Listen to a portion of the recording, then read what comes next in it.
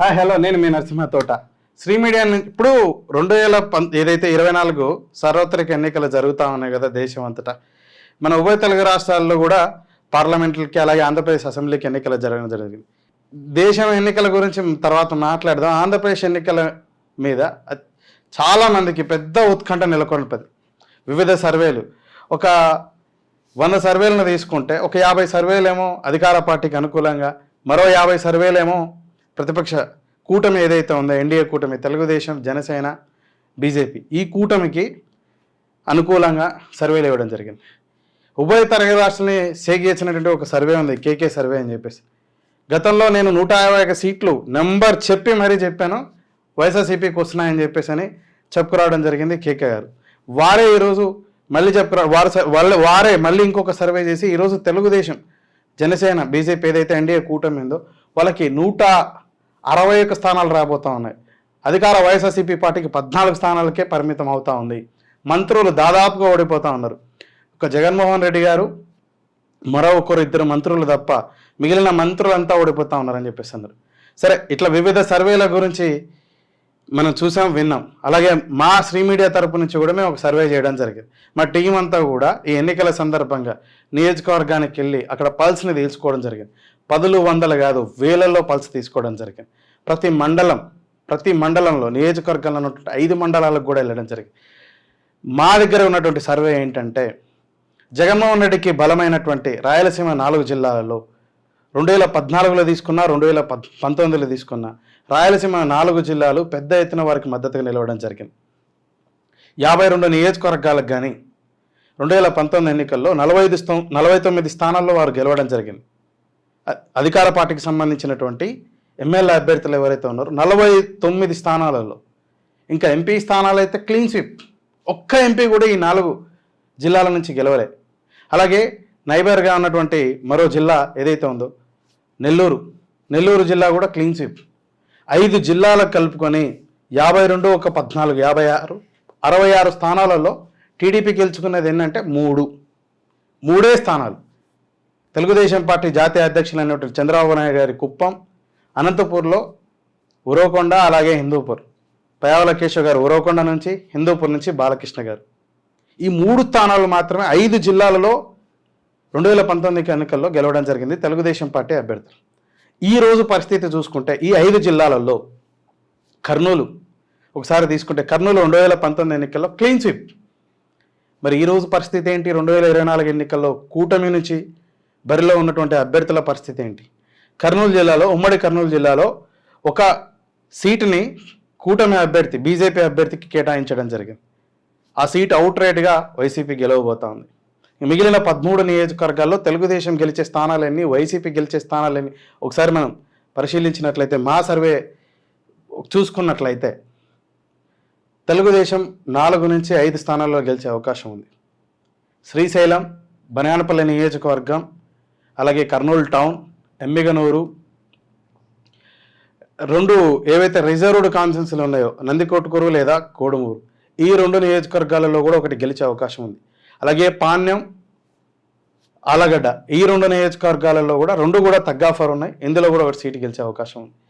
So 4-5 స్థానాలు అయితే తప్పనిసరిగా గెలిచే అవకాశం ఉంది తెలుగుదేశం. శ్రీశైలం, బనానపల్లె, కర్నూలు టౌన్, ఎమ్మిగనూరు, ఈ 4 పక్క. పాణ్యం, ఆలగడ్డ, ఈ 2 ఒకటి గెలిచే అవకాశం ఉన్నది. నందికొట్కూరు, కోడుమూరు ఏవైతే రిజర్వ్డ్ కాన్స్టిట్యున్సీలు ఉన్నాయో ఇందులో ఒకటి గెలిచే అవకాశం ఉంది. ఓవరాల్గా 6 సీట్లలో 6 సీట్లు చాలా వరకు తెలుగుదేశం గెలవడానికి అవకాశం ఉంది. 4 చాలా వరకు ఎడ్జ్ ఉంది, 2 పోటాపోటీగా ఉన్నాయి. మిగిలిన 8 స్థానాలు ఏవైతే ఉన్నాయో అక్కడ చాలా వరకు అధికార పార్టీ వైసీపీ అభ్యర్థులకే అవకాశాలు ఉన్నాయి. ఒక డోన్ నియోజకవర్గం తీసుకుంటే కొంత కోట్ల ఎవరైతే సూర్యప్రకాష్ రెడ్డి గారు ఉన్నారో, ఆర్థిక శాఖ మంత్రి బుగ్గన రాజేంద్రనాథ్ రెడ్డి గారికి గట్టి ఫైట్ ఇస్తున్నారని చెప్పేసి చెప్పుకోవచ్చు. ఇక్కడ ఏదైనా అద్భుతం జరిగితే ఈ సీటు కూడా తెలుగుదేశం గెలుచుకునే అవకాశం ఉంది. సో కర్నూలు జిల్లాలో మనం 4+2 లేదా 5+1 వేసుకోవచ్చు. ఒక 6 స్థానాల్లో తెలుగుదేశం గెలిచే అవకాశం. గతంలో ఇది క్లీన్ స్వీప్. ఇటు నుంచి అనంతపూర్కి వెళ్తే, అనంతపూర్లో కూడా 14 నియోజకవర్గాలు ఉంటే 2019 ఎన్నికల్లో గెలిచిన స్థానాలు 2. ఇందాక మనం చెప్పుకున్నట్టు పెనుగొండ, అలాగే హిందూపూర్, బాలకృష్ణ గారు, అలాగే మరొకటి పెనుగొండ, పయాల కేశవ్ గారు. మిగిలిన 12 స్థానాల్లో అధికార పార్టీ వైసీపీ అభ్యర్థులు గెలవడం జరిగింది. కర్నూలు 2 ఎంపీ అభ్యర్థులు, ఇక్కడ 2 ఎంపీ అభ్యర్థులతో పాటు 12 స్థానాల్లో గెలవడం జరిగింది. ఈసారి ఆ పరిస్థితి కనపడట్లేదు. కూటమి వైపుగా అనంతపురం జిల్లాలో పెద్ద ఎత్తున ప్రజలు మొగ్గు చూపారని చెప్పేసినటువంటి మనకు సంబంధించినటువంటి శ్రీ మీడియాకు సంబంధించిన టీం వెళ్ళినప్పుడు పల్స్ రావడం జరిగింది. 14 నియోజకవర్గాలలో దాదాపు 8 నుంచి 9 నియోజకవర్గాల్లో తెలుగుదేశం అనంతపురంలో గెలిచే అవకాశం ఉందని చెప్పేసి, తాడిపత్రి తీసుకుంటే ఏంటి, పుట్టపత్రి తీసుకుంటే ఏంటి, అనంతపురం అర్బన్ అయితే ఏంటి, పెనుగొండ అయితే ఏంటి, రాప్తాడు అయితే ఏంటి, ధర్మవరం అయితే ఏంటి, సింగనమల 8 నుంచి 9 స్థానాలలో అనంతపురంలో తెలుగుదేశం కూటమి ఏదైతే ఎన్డీఏ కూటమి ఉందో వీరి అభ్యర్థులు గెలిచే అవకాశం ఉందని చెప్పేసి, ఇక్కడ గతంలో 12 స్థానాల్లో గెలిచినటువంటి వైఎస్ఆర్సీపీ ఈసారి 5 లేదా 6 స్థానాలకు పరిమితం కాబోతోంది. పక్కకే కడపకు తీసుకుంటే కడప 2014లో కానీ 19లో కానీ 2014లో అయితే ఒకే ఒక సీటును కోల్పోవడం జరిగింది. 10 నియోజకవర్గాలు కానీ రాజంపేట ఒక్క సీటు మాత్రమే మేడా మల్లికార్జున రెడ్డి గారు తెలుగుదేశం నుంచి పోటీ చేసినటువంటి అభ్యర్థికి గెలవడం జరిగింది.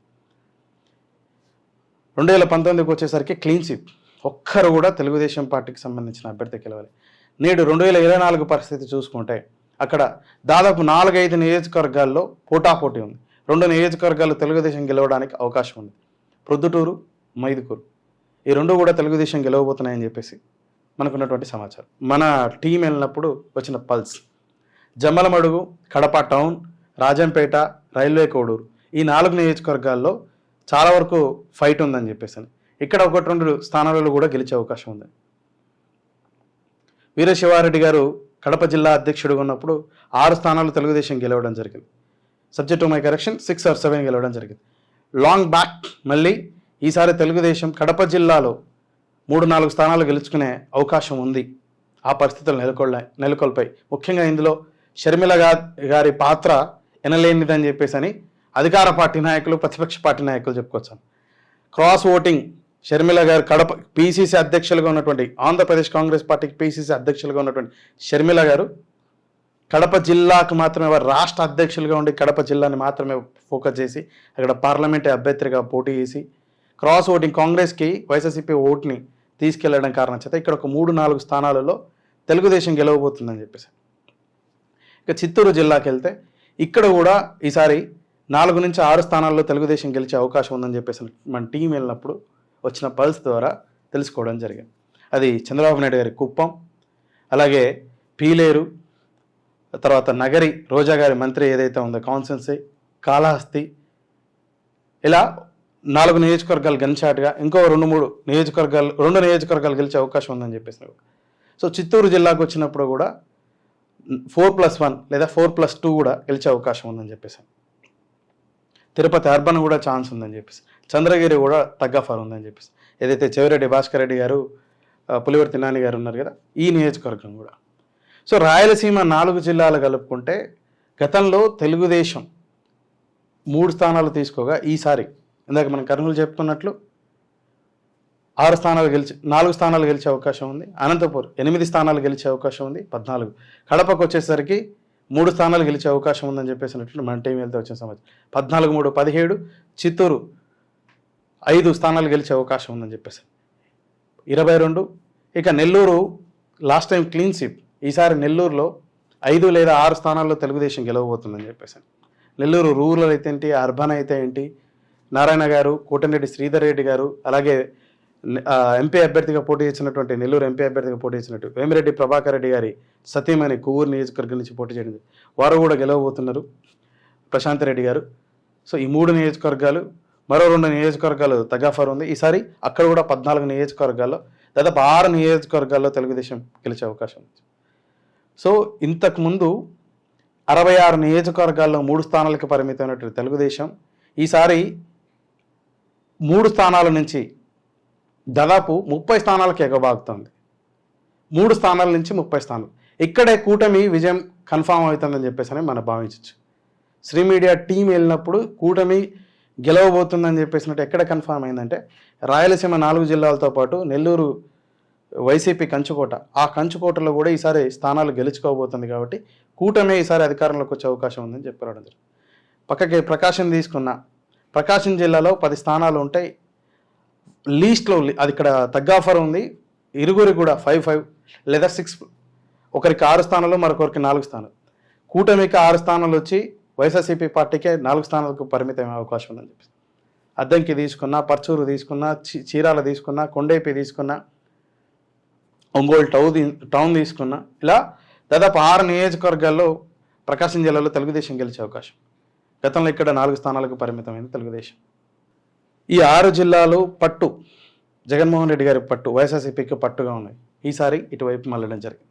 ఇక గుంటూరు, కృష్ణా, ఈస్టు, వెస్టు ఒకసారి పరిశీలించినట్లయితే గుంటూరు, కృష్ణా జిల్లాలు అమరావతి ఏదైతే తరలింపు ఉందో, వైజాగ్కి క్యాపిటల్ని తీసుకెళ్లడం ఉందో, ఆ ఎమోషన్ కారణం చేత ఉభయ రాష్ట్రాలకు సంబంధించినటువంటి ప్రజలు కూటమి వైపు పెద్ద ఎత్తున మొగ్గు చూపారని చెప్పేసి మనకున్నటువంటి సమాచారం. మన టీం వెళ్ళినప్పుడు వందలు కాదు వేల మంది ఆ ఉభయ రాష్ట్రాలకు సంబంధించినట్టు జిల్లాలకు సంబంధించినట్టు గుంటూరు, కృష్ణా జిల్లాలకు సంబంధించినటువంటి ప్రజలు, ఓటరు మహాశైలు చెప్పినటువంటి అభిప్రాయం. సో ఆ ఎమోషన్ కారణం చేత గుంటూరు, కృష్ణా జిల్లాలో హార్డ్లీ వైఎస్ఆర్సీపీ గెలుచుకునే స్థానాలు 3 లేదా 4 ఉండొచ్చు, మ్యాక్స్ 5. 19 స్థానాలు, 17 స్థానాలలో 36 స్థానాలకు గాను 30కి పైగా స్థానాలు కూటమి గెలుచుకోబోతాం. ఈస్ట్ వెస్ట్కి వెళ్ళినప్పుడు అక్కడ కూడా ఒక 4-5 స్థానాల్లో మాత్రమే వైఎస్ఆర్సీపీ గెలుచుకునే అవకాశం ఉంది. అక్కడ కూడా దాదాపు 30 పైచీలకు స్థానాలని కూటమి గెలుచుకోబోతా ఉంది. ఇక శ్రీకాకుళం, విజయనగరం, విశాఖపట్నంకి వెళ్తే ఇక్కడ శ్రీకాకుళం జిల్లాలో కూటమికి ప్రజలు ఎక్కువగా మొగ్గు చూపడం జరుగుతూ ఉంది. విశాఖపట్నానికి తీసుకుంటే శ్రీకాకుళంలో దాదాపు 6-7 స్థానాలు కూటమికి అభ్యర్థులకి గెలుచుకునే అవకాశం ఉంది. విశాఖపట్నంలో కాస్త వైఎస్ఆర్సీపీ వైపుగానే ఏదైతే క్యాపిటల్ తీసుకెళ్తా ఉన్నాడని చెప్పేసి ఉన్నారు.